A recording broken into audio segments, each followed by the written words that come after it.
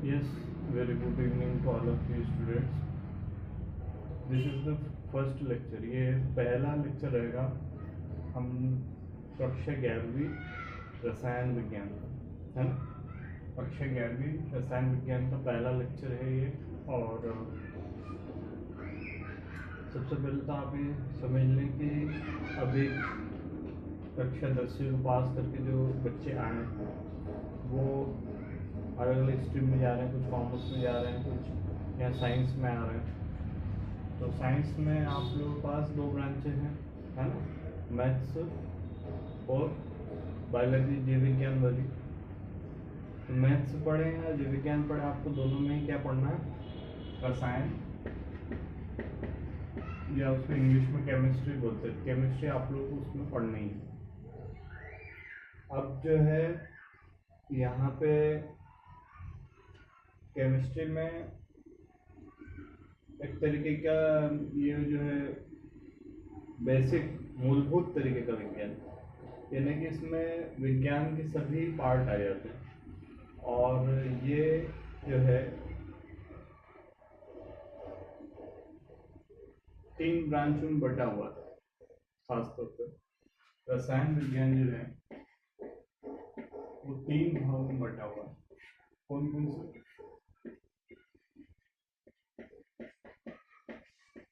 भौतिकी रसायन,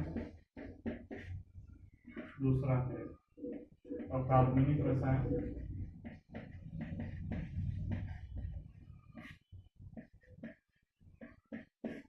और तीसरा है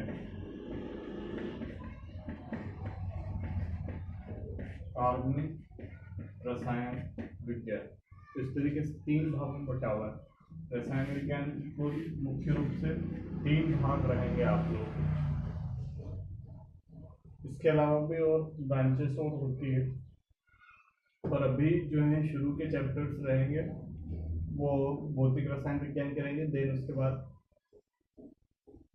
और कार्बनिक के रहेंगे और फिर कार्बनिक के रहेंगे। तो भौतिक रसायन विज्ञान में जो है गणितीय अवधारणाएं वगैरह रहेगी, मैथमेटिकल कैलकुलेशन रहेंगे। और कार्बनिक में जो आवर्त सारणी है और उसमें जो आवर्त सारणी में जो तत्व हैं, अलग अलग तत्व, उस तत्व में उनके क्या गुण हैं और क्या उनकी विशेषताएं हैं। तो आवर्त सारणी का अध्ययन जो है कार्बनिक रसायन में करेंगे। और कार्बनिक रसायन में हम लोग कार्बन और उसके परमाणुओं का अध्ययन करेंगे। कार्बन और कार्बन के अलग अलग कंपाउंड, यौगिक क्या क्या है उसको लेकर बात करेंगे। तो सबसे पहली बात जो आप लोगों से की गई है वो है इम्पोर्टेंस, यानी कि कार्य क्षेत्र क्या है रसायन विज्ञान का, हमारे जीवन में क्या महत्व है। तो रसायन जीवन का जो महत्व है वो आप उसी तरीके से परिभाषित कर सकते हैं जैसे विज्ञान का चमत्कार लिखते हैं। क्योंकि रसायन विज्ञान जो है उसकी परिभाषा के अनुसार पदार्थ और उसके गुणों का अध्ययन करना ही क्या है, रसायन विज्ञान। अब पदार्थ यानी कि कोई भी चीज जिसका भार होता है, जो स्थान घेरती है, उसको क्या बोलते हैं, पदार्थ बोलते हैं। तो पदार्थ अलग अलग होते हैं। कोई भी चीज पदार्थ है, ये जस्टर पदार्थ है, ये मुक्त पदार्थ है। तो हर चीज क्या है, पदार्थ है। तो पदार्थ का अध्ययन करना ही हम लोगों का क्या है, रसायन विज्ञान। और हर चीज जो है वो पदार्थ है। तो हर चीज की स्टडी, यानी कोई भी चीज जो है पूरे ब्रह्मांड में ऐसी नहीं है जो रसायन विज्ञान के बाहर हो, सभी चीजें। क्योंकि हर चीज जो है पदार्थ है, हर चीज जो है अणु, परमाणु और आयन से मिलकर बनी है। तो इनका अध्ययन करना, यानी अणु, परमाणु और आयन से मिलकर बनी हुई जितनी भी चीजें हैं, पदार्थ हैं, उसका अध्ययन करना वही क्या है, रसायन विज्ञान। तो इसका जो कार्य क्षेत्र है, जो इसका इम्पोर्टेंस है वो बहुत वास्ट है, बहुत बड़ा है सभी क्षेत्रों में।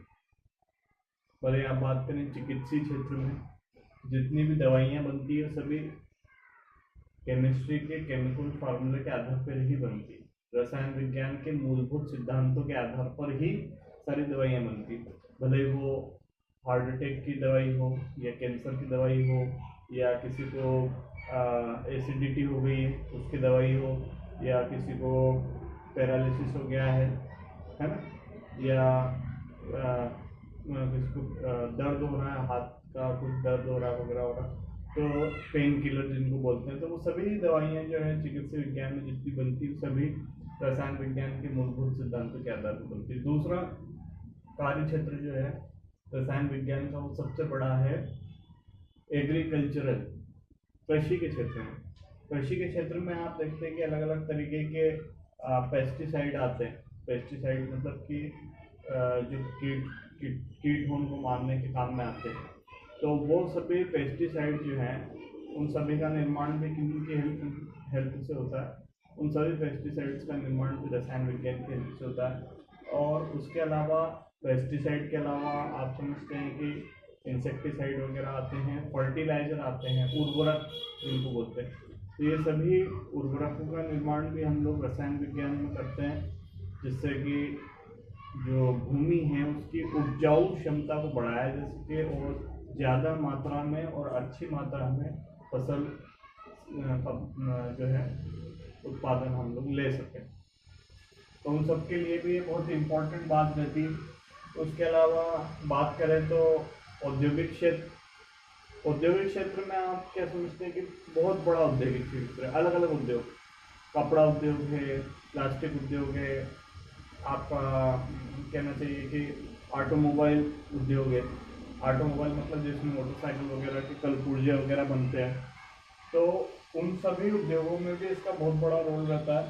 और वस्त्र उद्योग, सीमेंट उद्योग, कांच उद्योग, और इन सभी में जो है रसायन विज्ञान का बहुत इम्पोर्टेंस रहता है। इसके बाद बात की खाद्य पदार्थों को लेके। खाद्य पदार्थों में आप समझते हैं कि कोई भी खाद्य पदार्थ जो है वो कहीं ना कहीं रसायन विज्ञान का भाग है। जैसे आप खाने में क्या ले रहे हैं, आप प्रोटीन ले रहे हैं, कार्बोहाइड्रेट ले रहे हैं, विटामिन ले रहे हैं, तो इन सब का जो अध्ययन है वो सभी हम कहाँ में करते हैं, रसायन विज्ञान में करते हैं। फिर भवन निर्माण है, वस्त्र उद्योग है। वस्त्र उद्योग में आप देखिए, वस्त्र उद्योग में केवल उनका कलरिंग, पेंटिंग वगैरह तो आखिर आते ही है। उसके अलावा अलग अलग पहले क्या होता था कि कपड़े केवल कपास से बनते थे और उनको बोलते थे सूती कपड़े। अभी क्या हो गया है कि अलग अलग तरीके के नए ऐसे सिंथेटिकली धागे बनाए गए हैं, मतलब कि संश्लेषित करके धागे बनाए गए हैं, लैब में कुछ धागे बनाए गए जिनको हम लोग रसायन विज्ञान के कार्य क्षेत्र के रूप में देखते हैं। तो उसमें नायलॉन है, टेरिलीन है ना, और बकरम है। तो बकरम आपने देखा होगा कॉलर में आता है, मोटा कड़क आता है। तो ये कुछ ऐसे नए टाइप के जो है सिंथेटिक रेशे बनाए गए, और इन सिंथेटिक रेशों को, संश्लेषित रेशों को जो है हम लोगों ने किसमें अध्ययन किया, रसायन विज्ञान में अध्ययन किया। भवन निर्माण में आप समझते हैं कि भवन की सामग्री है, बिल्डिंग मटेरियल है, सरिया है, सीमेंट है, और जो भी सब चीज़ें हैं वो सभी किससे जुड़ी हुई, रसायन विज्ञान से। धातु, मिश्र धातु, अलग अलग धातुएं बनाई जाती है, मिश्र धातुएं बनाई जाती है। आप समझते हैं कि एक धातु में दूसरी धातु को मिला के मिश्र धातु बनाई जाती है। जैसे कॉपर है, कॉपर यानी कि तांबा, और तांबे से हम लोग क्या बनाते हैं, ब्रांच बनाते हैं, है ना, और कांसा बनाते हैं।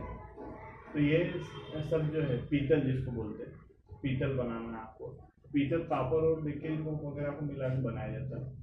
इसी तरीके से आपको स्टील बनाना है, तो स्टील बनाने के लिए आप क्या करते हैं कि लोहे में क्या मिलाते हैं, कार्बन मिलाते हैं। तो ये सभी अलग अलग धातुओं को मिला के या धातु को मिला के जो यौगिक बनाए जाते हैं, यौगिक तो नहीं कहना चाहिए, सॉरी, मिश्रण, धातुओं के जो मिश्रण बनाए जाते हैं, इन्हीं मिश्रणों को हम लोग क्या बोलते हैं, मिश्र धातुएं बोलते हैं। क्या बोलते हैं, मिश्र धातु बोलते हैं। तो मिश्र धातुओं का निर्माण वगैरह भी वो सब रसायन विज्ञान से जुड़ा हुआ है। दैनिक जीवन में जो उपयोग की चीज़ें हैं, प्लास्टिक, कांच वगैरह, इनका निर्माण, इनका उपयोग, अलग अलग तरीके के कांच आते हैं, रंगीन कांच आ रहे हैं, मजबूत कांच आ रहे हैं आजकल, वाटर प्रूफ तरीके के आ रहे हैं, और अलग अलग जो है 5 उनको सबको बनाना, उनका निर्माण, तो वो सब भी इसी का हिस्सा है रसायन विज्ञान का। बरसाती टेंट है, थैला है, डिब्बे हैं, नल बाल्टी वगैरह। ईंधन के क्षेत्र में आप समझते हैं रसायन विज्ञान का बहुत बड़ा उपयोग है। जितने भी ईंधन बनते हैं, कहना चाहिए कि आपका चाहे तो पेट्रोल है, डीजल है, केरोसिन है, कोयला है, तो ये सभी जो हैं एक तरीके के हाइड्रोकार्बन्स हैं। और इन हाइड्रोकार्बन्स, उनका अध्ययन, उनको बनाना, वो सभी किस में आता है? रसायन विज्ञान के अंतर्गत आता है। सौंदर्य प्रसाधन जो है, कॉस्मेटिक्स जितने भी आते हैं, क्रीम, साबुन वगैरह, तेल, शैम्पू, तो इन सबको बनाना और इनका निर्माण भी ये सब किस में आता है? रसायन विज्ञान के क्षेत्र में आता है। वार्निश, रंग और रंजक वगैरह, अलग अलग पेंट आते हैं, वार्निश आते हैं, डाइज आते हैं, कपड़ों पे करने के लिए डाई आते हैं। तो ये सभी क्या है? पेंट्स, वार्निश वगैरह, ये सब किसके भाग है? ये भी इसी के भाग है। किसके? कलरिंग के वगैरह, रसायन क्षेत्र के। अंतरिक्ष में बहुत बड़ा एक रोल है। अंतरिक्ष विज्ञान में आप समझते हैं कि एक स्पेस में जो जाता है व्यक्ति, उसके लिए कपड़ा ऊपर का पहनने का बनाते हैं, उसको बोलते हैं स्पेस सूट। तो स्पेस सूट है, और उसके खाने पीने का इंतजाम, और स्पेस का जो वो जा रहा है अंतरिक्ष यान, उसके लिए ईंधन की व्यवस्था है, वो सब इसके अध्ययन का क्षेत्र, रसायन विज्ञान के अध्ययन का क्षेत्र। तो जितने भी मॉडर्न जो स्कोप है, मॉडर्न वर्क बैलेंस हैं, जिसमें खास तौर पर आज के समय में काम कर रहे हैं, वो सभी किसी न किसी रूप से किससे जुड़ी है? रसायन विज्ञान से जुड़ी है। और कहना चाहिए कि रसायन विज्ञान एक बहुत बड़ा क्षेत्र है, बहुत बड़ा, मतलब कि कोई भी क्षेत्र रसायन विज्ञान से बाहर नहीं। भले वो जीव विज्ञान है, जीव विज्ञान में भी आप प्रकाश संश्लेषण में क्लोरोफिल का जिक्र करते हैं, तो क्लोरोफिल की संरचना क्या होगी, क्लोरोफिल कैसे काम करता है, एंजाइम कैसे काम करते हैं, प्रोटीन कैसे काम करते हैं, वो सब भी रसायन विज्ञान का क्षेत्र है।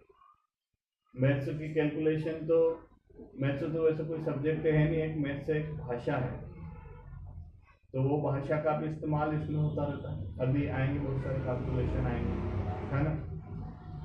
फिजिक्स के कई सारे ला, दाब क्या है, ताप क्या है, इन सब का भी अध्ययन, इसके सबके प्रभाव, इनके सबके यूज टाइम होते हैं रसायन में। तो रसायन एक तरीके का बहुत बड़ा सब्जेक्ट है जो हम लोगों को पढ़ना रहेगा आगे। रसायन विज्ञान का जो, अच्छा देखिए, इन्होंने जो मैंने कहा था कि इसको और अलग अलग भागों में बांटेंगे, तो इन्होंने फिर इसको बांटा है। आपको अभी 3 तरीके की रसायन चलेगी, रसायन विज्ञान कितने तरीके का वो बताया गया। तो भौतिक रसायन, अकार्बनिक रसायन और कार्बनिक रसायन, ये 3 मेन रसायन है।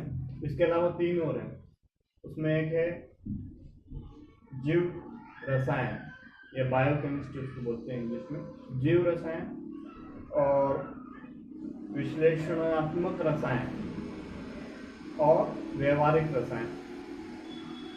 तो जीव रसायन मतलब जिसमें जीव में, जैसे मैंने अभी बात की क्लोरोफिल वगैरह की संरचना, तो उनके रसायन को लेके बात करेंगे, है ना। और विश्लेषणात्मक रसायन जो है, उसमें हम लोग किसी भी चीज़ की टेस्ट करते हैं। जैसे मान लीजिए कि कोई खाने पीने की चीज़ आ रही, तो उस खाने पीने की चीज़ में मिलावट तो नहीं है, या वो कितना ओरिजिनल है, या उसमें कौन सी चीज़ मिली हुई है ना। खाने पीने की चीज़ में या किसी भी चीज़ में कौन सा पदार्थ उपस्थित है, कौन सा तत्व उपस्थित है, उसका जांच करना, वो जांच ही क्या है? विश्लेषणात्मक रसायन है। और इन सब के बाद जो है व्यवहारिक रसायन को लेकर बात की गई। व्यवहारिक रसायन का मतलब है कि जो हमारे आज के डेली लाइफ में उपयोग में आ रहा है।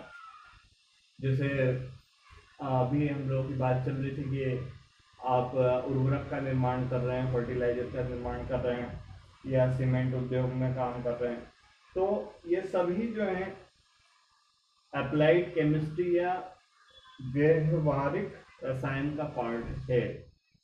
तो व्यवहारिक रसायन खासतौर पे जो रसायन हम लोग पढ़ते हैं, वो तो ये इसमें रहेगा ही सही।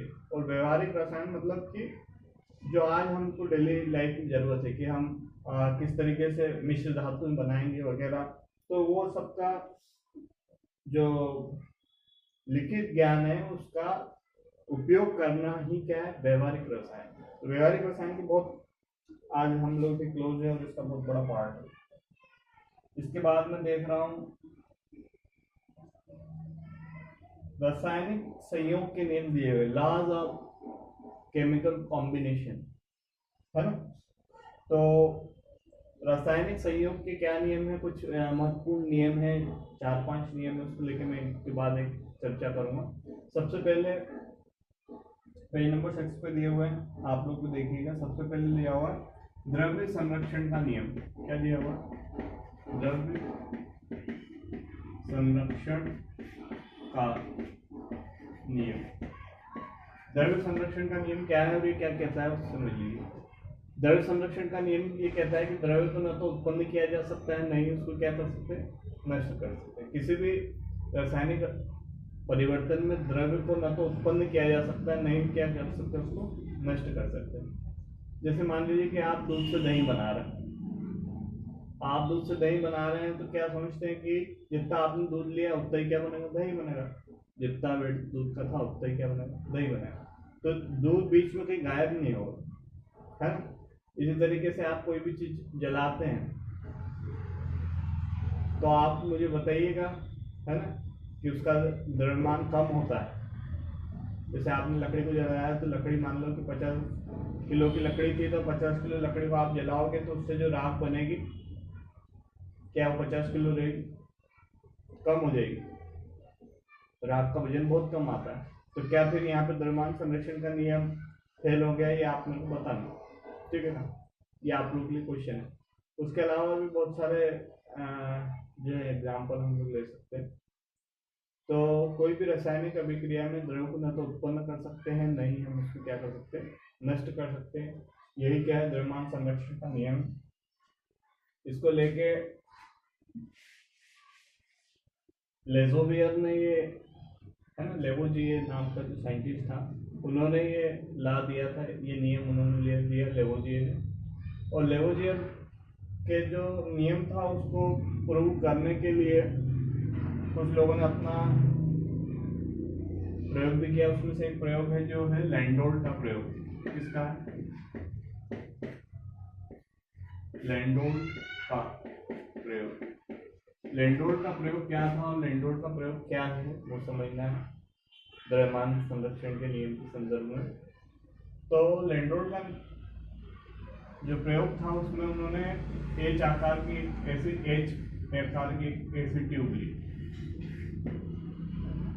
और इस एच आकार की ट्यूब में यहाँ पे कोई सा रासायनिक पदार्थ लिया, यहाँ पे कोई रासायनिक पदार्थ लिया। अभी ये इधर से उधर गए नहीं पर जा सकते हैं, बीच में गैप है, बीच में कनेक्टिंग ट्यूब है, तो ये गए नहीं है, अलग अलग है। तो ये इस तरीके से, तो इन्होंने क्या किया कि अलग अलग रासायनिक पदार्थ एच आकार की ट्यूब में लेके उसको क्या कर लिया, तोल लिया। तोलने पे जो वेट आया उसको उन्होंने लिख लिया W1 करके। फिर क्या किया, उन्होंने दोनों को मिला दिया, मतलब दोनों की रासायनिक अभिक्रिया करवा दी। तो रासायनिक अभिक्रिया करवाने के बाद जो वेट आया उसको लिख दिया W2। और उन्होंने देखा कि जितना, मान लीजिए कि पहले वेट आया था 10 ग्राम, पहले वेट आया था 10 ग्राम, बाद में वेट कितना आया 10 ग्राम। मतलब रासायनिक अभिक्रिया करवाने से पहले जो द्रव्यमान आ रहा था उतना ही द्रव्यमान कब आ रहा है, रासायनिक अभिक्रिया करवाने के बाद में आ रहा है। तो यही बात को प्रूव किया कि कोई भी रासायनिक अभिक्रिया होती है तो कोई भी द्रव्यमान क्या होता है, न तो उत्पन्न होता है न नष्ट होता है, जितना वो रहता है उतना का उतना ही रहता है। तो ये जो प्रयोग था इसमें उन्होंने जो अभिकारक लिए थे, अभिकारक मतलब जो अभिक्रिया में भाग लेंगे, वो अभिकारक क्या क्या लिए थे उन्होंने। एक तो लिया था उन्होंने सिल्वर नाइट्रेट, है ना, सिल्वर नाइट्रेट, और एक लिया था पोटेशियम क्लोराइड। सिल्वर नाइट्रेट और पोटेशियम क्लोराइड की रिएक्शन करवाई थी। तो सिल्वर नाइट्रेट की रिएक्शन करवाई किससे, पोटेशियम क्लोराइड से। तो पोटेशियम जो है इसके साथ चला गया और ये क्लोरीन इसके साथ चला जाएगा, फिर क्या बन जाएगा, ये बन जाएगा सिल्वर फ्लोराइड AgCl, और साथ में पोटेशियम NO3 के साथ चला आएगा, फिर क्या बन जाएगा, पोटेशियम नाइट्रेट KNO3। इस तरीके से जो है अभी लैंडोल्ट ने अपने प्रयोग को क्या किया, सत्यापित किया कि जितने अभिकारक का द्रव्यमान था उतना ही किसका है, उत्पाद का। तो किया कुछ नहीं, उन्होंने एक एच आकार की ट्यूब ली, पहले कुछ चीजें लेके उसको पहले ही तोल लिया, फिर उसको हिलाया डुलाया, तो इधर से पदार्थ कहाँ गया, उधर, उधर वाला पदार्थ कहाँ आया, इधर। तो इस तरीके से ये पदार्थ इधर से उधर गए, तो फिर ये से ये बना, और ये जब बना तो वापस से फिर उन्होंने वापस से तोला, तो वापस से तोलने पे भी द्रव्यमान उतना ही आया जितना पहले आया। इसके बाद भी और कुछ नियम है, मैं जल्दी जल्दी दोनों तीनों नियम को बात करूंगा। स्थिर अनुपात का नियम, स्थिर अनुपात का नियम ये कहता है कि यौगिक में उसके अवयवी तत्व भार की दृष्टि से एक निश्चित अनुपात में होते हैं। कोई सा भी यौगिक ले लीजिए, जैसे ये यौगिक ले लिया, ये यौगिक, तो इसमें इसके अवयवी तत्व कौन है, हाइड्रोजन ऑक्सीजन। तो इनके अवयवी तत्व भार की दृष्टि से इस यौगिक में अवयवी तत्व जो है भार की दृष्टि से निश्चित अनुपात में होंगे। तो इनका भार की दृष्टि से अनुपात क्या बनेगा, 2 हाइड्रोजन है तो 1 हाइड्रोजन का कितना बनता है, परमाणु द्रव्यमान 1 बनता है, तो 2 का कितना हो जाएगा, 2 हो जाएगा। 1 ऑक्सीजन का परमाणु द्रव्यमान कितना बनता है, 16। तो अनुपात कितना निकल के आया, 2:16, या उसको ऐसा भी लिख सकते हैं 1:8। तो कोई भी यौगिक जो रहेगा उसमें उसके अवयवी तत्व हमेशा एक निश्चित अनुपात में रहेगा। ऐसा नहीं कि आपने जल का यौगिक कभी ऐसा लिखा, फिर आपने कभी जल का यौगिक कैसा लिख दिया, ऐसा नहीं होगा, ये गलत हो जाएगा, ये गलत हो गया, ठीक है ना, ये दूसरा यौगिक बन गया। तो एक यौगिक में अवयवी तत्व भार की दृष्टि से हमेशा निश्चित अनुपात में रहेंगे, चाहे वो यौगिक अपन ने कहीं से भी लिया हो। जैसे जल का जो यौगिक जिसकी बात कर रहा हूँ, भले इसको नदी में से ले लो, नाले में से ले लो, बारिश के पानी में से ले लो, इसमें जल का जो अणु है, जल का जो यौगिक है, उसमें हाइड्रोजन और ऑक्सीजन का जो अनुपात है भार की दृष्टि से वो हमेशा कितना आएगा, 2:16 आएगा। ये किसका नियम है, स्थिर अनुपात का नियम। स्थिर अनुपात के नियम के बाद जो है एक नियम दिया हुआ है गुणित अनुपात का नियम। गुणित अनुपात का नियम क्या कहता है समझना। गुणित अवयवी तत्व आपस में क्रिया करके 2 या 2 से अधिक यौगिक बनाते हैं, तो एक तत्व का निश्चित द्रव्यमान जो दूसरे तत्व के भिन्न भिन्न द्रव्यमान से क्रिया करता है, वो भार की दृष्टि से एक सरल अनुपात बनाता है। थोड़ा सा घुमा फिरा नियम है पर आप समझ जाएंगे।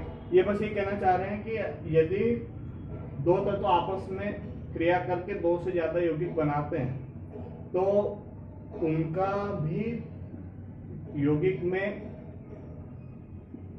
जो भार की दृष्टि से अनुपात होगा वो क्या होगा, एक निश्चित अनुपात होगा। जैसे नाइट्रोजन की रिएक्शन हो रही है, मान लीजिए नाइट्रोजन किसके साथ क्रिया कर रहा है, ऑक्सीजन के साथ में, और ये अलग अलग यौगिक बना रहा है। मान लीजिए कि बना रहा है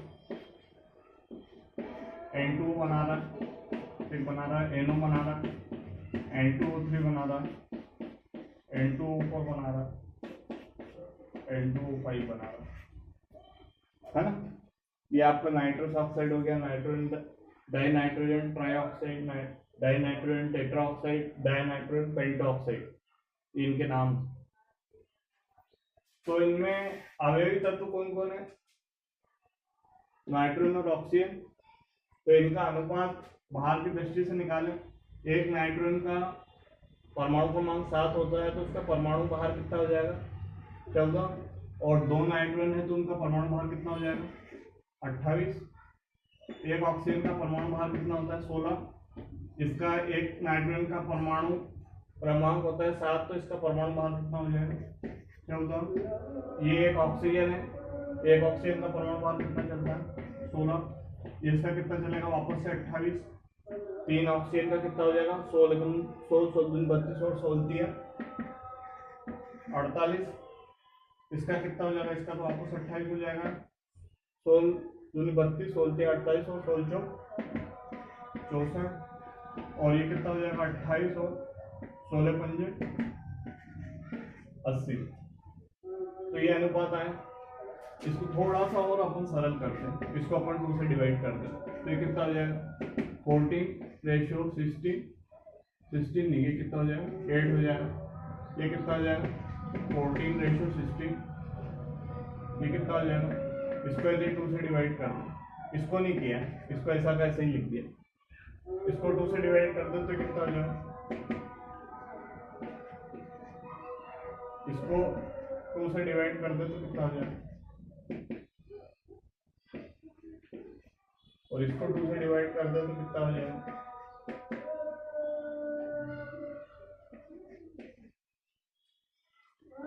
ऐसा रेशो बन के आ रहा है।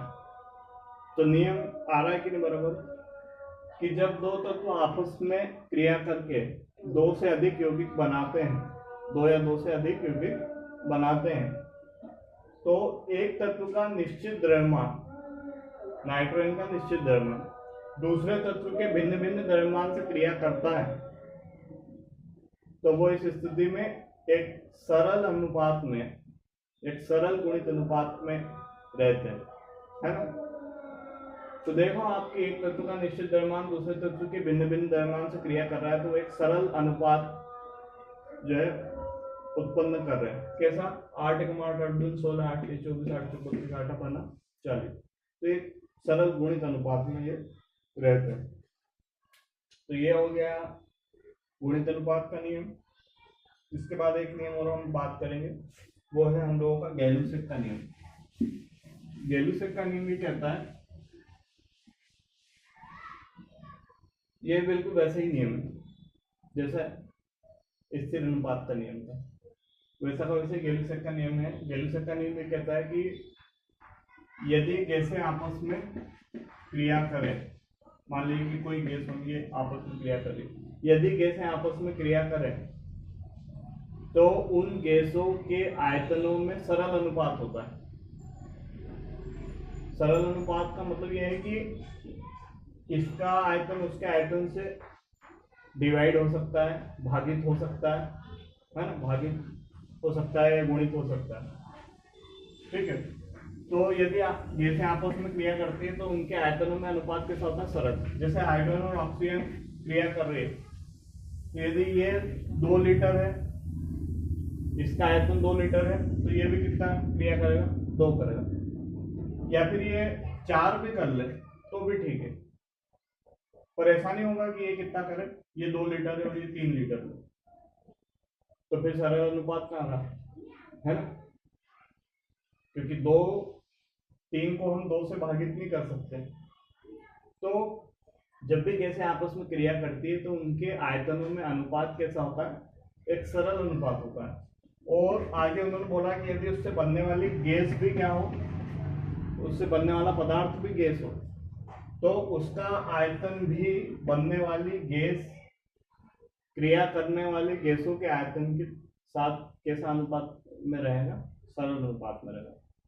तो क्या कह रहे हैं वो, कि यदि गैसें आपस में क्रिया करती है तो उनके आयतनों में सरल अनुपात रहेगा, और यदि उनसे बनने वाला पदार्थ भी गैस हो, जैसे मान लीजिए कि HCl बन गया, ये भी गैस है, तो फिर इस कंडीशन में उसका आयतन भी क्रियाकारी गैसों के आयतन के साथ सरल अनुपात में रहेगा। अब आप देख रहे हैं कि यहाँ पे हाइड्रोजन और क्लोरीन रिएक्शन करके HCl बना रहा है, हाइड्रोक्लोरिक अम्ल बना रहा है। हाइड्रोक्लोरिक अम्ल भी एक तरीके का गैस है। तो ये कह रहे हैं कि यदि आपस में गैसें अभिक्रिया कर रही है तो उनमें तो सरल अनुपात होगा ही से, और यदि बनने वाला उत्पाद भी गैस ही है तो उसका आयतन भी इनके साथ कैसा होगा? एक सरल अनुपात में होगा। आप देखो कि 4 को अपन 2 से भागित कर सकते हैं, तो ये अनुपात कैसा है? सरल अनुपात है। तो यही जो है किसका नियम है, गैलुसेक का नियम है। और गैलुसेक के नियम के बाद जो आखिरी संयोजन का नियम है वो है हम लोग का एवोगैड्रो का नियम। और एवोगैड्रो का नियम भी कहता है कि स्थिर ताप पर और स्थिर दाब पर, स्थिर दाब पर गैसों के निश्चित आयतन में अणुओं की संख्या कैसी होती है, निश्चित होती है। मान लीजिए कि आपने क्या रखे हैं, दो अलग अलग क्या रखे हैं, आयतन के डब्बे रखे हैं। जितना टेम्परेचर मान लीजिए इसका रखा है उतना ही टेम्परेचर किसका है, इस डब्बे का। जितना प्रेशर इसका है उतना ही किसका है, इसका है। जितना आयतन इसका है उतना ही आयतन किसका है, इसका है। हो सकता है छोटे बड़े दिख रहे हैं पर आप लोग समझिएगा कि ये बराबर आयतन के, ठीक है ना, बनाने में थोड़ा दिक्कत हो जाती है। तो ये एवोगैड्रो कह रहे हैं कि यदि आपने दो डब्बे लिए हैं, दोनों का आकार समान है, दोनों का आयतन समान होने की, उनके ताप और दाब भी समान है, तो जितने अणु इस बक्से में होंगे एक गैस के, उतने ही अणु उस बक्से में भी गैस के होंगे। मान लीजिए कि यहाँ पे ऑक्सीजन के गैस लिया आपने, या आपने क्लोरीन की गैस ली, जितना ताप और दाब और आयतन आपने इस गैस का रखा है उतना ही उसका रखा।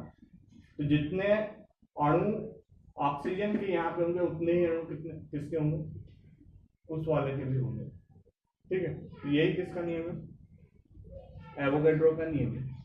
तो सब बातें आप लोग समझ गए। रसायन विज्ञान का कार्य क्षेत्र क्या है, रसायन विज्ञान क्या है, रसायन विज्ञान पदार्थ और उसके गुणों का अध्ययन क्या है, रसायन विज्ञान है। और रसायन विज्ञान एक केंद्रीय विज्ञान है और इसके ब्रांच हैं कृषि के क्षेत्र में, चिकित्सा के क्षेत्र में, और कपड़े उद्योग के क्षेत्र में, धातु निर्माण के क्षेत्र में, है ना। और इस तरीके से बहुत सारा उसका कपड़े के अलावा आपका ऑयल वार्निश पेंट वगैरह और इनके सबके क्षेत्र में उसके वर्किंग जोन है। अभी मैं इसका एक आप लोग देखिएगा, उसको बुक में देखिएगा। और संयोजन के नियम जो थे 5 थे, कौन कौन से, द्रव्यमान संरक्षण का नियम, स्थिर अनुपात का नियम, गुणित अनुपात का नियम, गैलुसेक का नियम और एवोगैड्रो नियम। द्रव्यमान संरक्षण का नियम ये कहता है कि किसी भी रासायनिक परिवर्तन में द्रव्यमान को न तो उत्पन्न कर सकते हैं, नहीं क्या कर सकते हैं, नष्ट कर सकते हैं। स्थिर अनुपात का नियम ये कहता है कि यौगिक में अवयवी तत्व भार की दृष्टि से हमेशा एक निश्चित अनुपात में रहते हैं। गुणित अनुपात का नियम ये कहता है कि दो तत्व आपस में क्रिया करके दो से ज्यादा यौगिक बना रहे हैं तो उनमें कैसा होगा, सरल अनुपात होगा। गैलुसेक का नियम ये कहता है कि यदि गैसें आपस में संयोग कर रही है तो उनमें सरल अनुपात होगा उनके आयतनों में, और बनने वाला उत्पाद भी गैस हो तो उसका आयतन भी क्रियाकारी गैसों के साथ किस अनुपात में होगा, सरल अनुपात में होगा। और एवोगैड्रो का नियम ये कहता है कि स्थिर ताप और स्थिर दाब पर गैसों के स्थिर आयतन में अणुओं की संख्या भी कैसी होगी, बराबर होगी। तो यही सब नियम है, 5 नियम जो है एवोगैड्रो के साथ ही खत्म हो जाते हैं। इनको बोलते हैं रासायनिक संयोजन के नियम। आगे हम लोग कल बात करेंगे डाल्टन के परमाणुवाद को लेके। वैसे तो बच्चे 8th से उसको पढ़ते आ रहे हैं, डाल्टन ने परमाणु को लेके क्या संकल्पना प्रस्तुत की, और उसको पूरी हम डिस्कशन करेंगे। आप लोग इसको वीडियो को देखिए और रसायन विज्ञान के क्या कार्य क्षेत्र हैं उसका एक नोट बनाइए कॉपी में, ठीक है ना। तो यहीं तक का रहेगा ये चैप्टर।